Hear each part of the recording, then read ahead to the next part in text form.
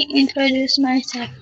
My name is Nur Azizah. I was born in Jakarta on April 5, 2006.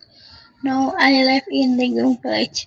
My educational history is at the Anigular Satpan, MTS and 3 Majalengka and MA Manbaul Huda. Now I am still boarding at the Manbaul Huda Islamic Boarding School and a student at IPEBA.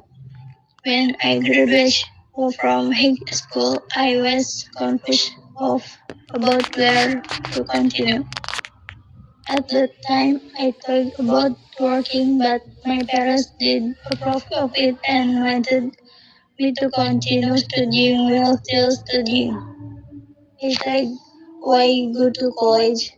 Because as far as now, going to college does not necessarily mean I can work according to my wish.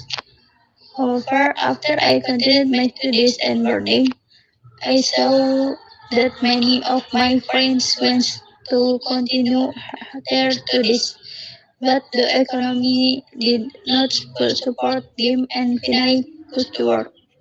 From there, I felt grateful because I was still able to go to college, and from there, I also thought that going to college was not to find a job, but to seek knowledge.